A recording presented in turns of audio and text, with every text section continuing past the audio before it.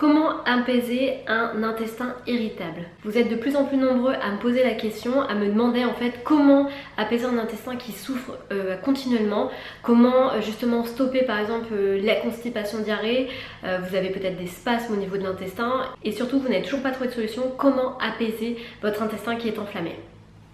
Bienvenue à vous dans cette nouvelle vidéo, je m'appelle Coralie Béguin, je suis coach naturopathe et conférencière et passionnée par la nutrition et ce qui vous procure de la vitalité et du bien-être. Alors en fait moi ce qui me passionne par rapport à l'intestin, parce qu'aujourd'hui j'accompagne 80% de mes clients sur des troubles digestifs, donc quand je dis troubles digestifs c'est tout ce qui est lié à l'intestin mais aussi à l'estomac, donc tout ce qui est relié au tube digestif. Et aujourd'hui en fait ce que je m'aperçois c'est que comme je vous le dis tout le temps, il y a énormément de théories alimentaires sur le marché aujourd'hui, il y a énormément de livres qui sortent, d'études, et ce qui se passe c'est que les personnes qui viennent à moi sont complètement perdues. Donc aujourd'hui je vais vous donner vraiment des clés pour apaiser un intestin qui est enflammé, irrité, vous avez de nombreux troubles digestifs et vous n'avez toujours pas récupéré une bonne sensation de digestion. Alors le premier conseil que je peux vous donner c'est de revenir sur les faits. Ça paraît simple à dire mais ça me paraît tellement évident encore une fois de le redire, c'est que très souvent on va changer une alimentation parce qu'on ne digère pas très bien, on a des lourdeurs au niveau de l'estomac ou au niveau de l'intestin, on ballonne très vite après avoir mangé, même le fait de parfois prendre un café, on sent qu'on va pas très bien digérer. Et du coup on se retrouve en fait à se tourner vers d'autres théories alimentaires, par exemple le jeûne intermittent, donc on arrête de manger le matin et on se sent vraiment mieux. Du coup parfois je vois des personnes qui commencent à casser le jeûne en fait par la reprise de fruits, parce que le fruit aujourd'hui dans notre société est considéré comme un aliment sain. C'est bien évidemment un aliment sain mais il occasionne énormément de troubles digestifs. Le premier conseil que je voulais vous donner dans cette vidéo c'est de mâcher et de prendre le temps en fait de manger en conscience. Trop souvent, vous ne prenez pas le temps en fait de mastiquer, et pourtant la mastication c'est l'élément fondamental pour permettre une bonne digestion. Quand vous prenez le temps de mastiquer, qu'est-ce qui se passe? Eh bien vous venez ensaliver ce qu'on appelle les aliments et du coup ils sont imprégnés de nos enzymes. Quand vous avalez tout rond, les aliments, en fait c'est l'estomac qui se récupère à faire le travail et du coup en fait ça digère beaucoup moins bien. D'ailleurs, vous entraînez un afflux de sang beaucoup plus important au niveau de l'estomac et en fait il se bat, il met beaucoup d'énergie à digérer. Du coup derrière ce qui se passe c'est que vous ballonnez, vous sentez mal, vous avez des fois même un gros coup de barre en fait juste après avoir mangé parce que vous n'avez pas pris le temps en fait d'ensaliver vos aliments. Donc ce que je vous conseille de faire c'est vraiment de prendre le temps en fait que la salive revienne à chaque fois dans votre bouche pour justement améliorer votre digestion. Deuxième conseil, mangez à heure fixe et dans le calme.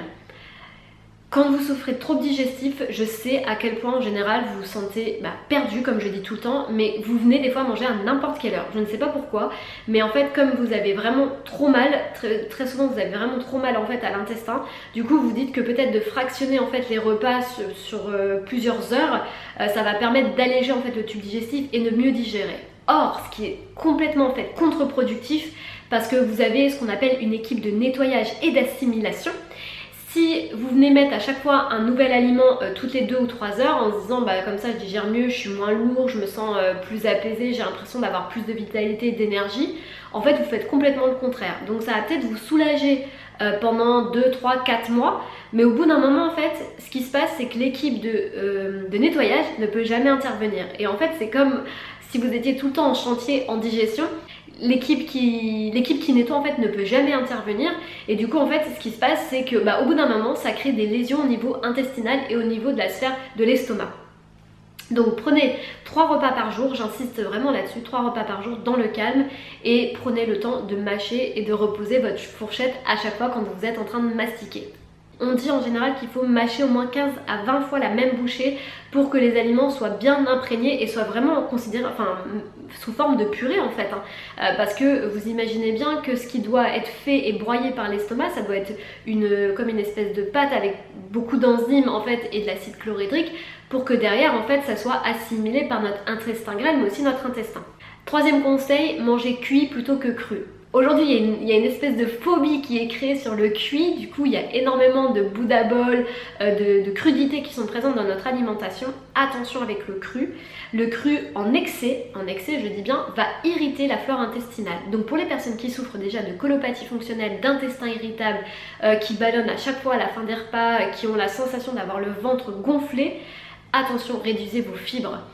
Dans ces cas-là, incorporez-les, si vous aimez vraiment les crudités, incorporez-les le midi dans votre assiette quand vous êtes en train de manger chaud.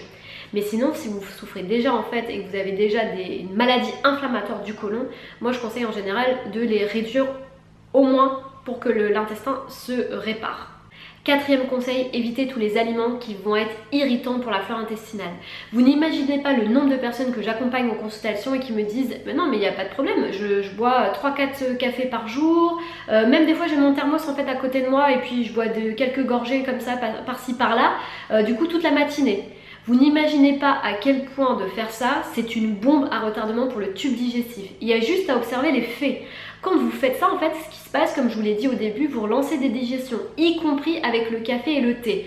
Donc, si vous voulez apaiser votre intestin qui est en feu, dans ces cas-là, évitez tout ce qui va être aliments irritants, type café, alcool, bien évidemment le tabac, et aussi tout ce qui va être épices, type piment.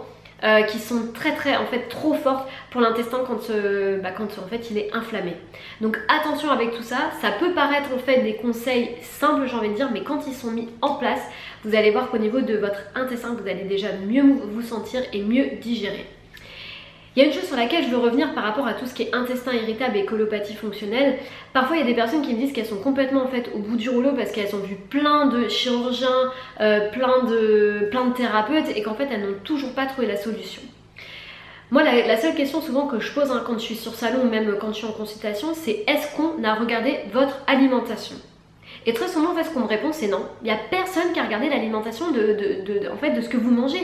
Et pourtant, c'est la base, en fait. Parce qu'une fois que vous avez rééquilibré votre assiette et que vous passez sur une alimentation digeste, assimilable et qui ne crée pas de troubles digestifs, qui vous crée une bonne vitalité, en général, vous avez 80% de vos symptômes qui disparaissent. Et c'est vraiment le cas sur les personnes que j'accompagne régulièrement qui me disent mais c'est formidable en fait. Il y a des personnes qui sont complètement perdues parce qu'au bout de 4-5 ans en fait de consultation, d'aller voir de nombreux thérapeutes, elles se retrouvent en fait complètement perdues et du coup elles testent un peu toutes les théories alimentaires qui passent sur le marché aujourd'hui. Et c'est peut-être votre cas et je comprends en fait parce que je vois énormément de gens qui sont perdus dans l'alimentation, qui pensent faire les bonnes choses mais qui ne sont pas ok sur leur pilier de vie et du coup en fait qui se traînent des symptômes et des symptômes alors que des fois un réglage alimentaire et 80% des symptômes disparaissent. C'est ce que j'aperçois chez mes clients quand ils passent à l'action et qu'ils mettent en place ce que je leur dis par rapport aux piliers de santé. Très souvent il y a 80% des symptômes qui disparaissent et ça c'est formidable parce que je me dis que ça peut éviter énormément de compléments alimentaires ou de médicaments ou même des opérations en fait parce que en fait on répond aux besoins de santé de l'organisme. Je vous invite à télécharger d'ailleurs le e-book si vous avez des questions par rapport à ça, aux piliers de santé, qu'est-ce qui permet en fait à une personne de générer ses piliers de santé et d'être en bonne santé. Et puis si vous avez des questions, comme d'habitude c'est avec grand plaisir dans les commentaires ou via mon compte Instagram ou Facebook en message privé. En attendant, prenez grand soin de vous et à très vite.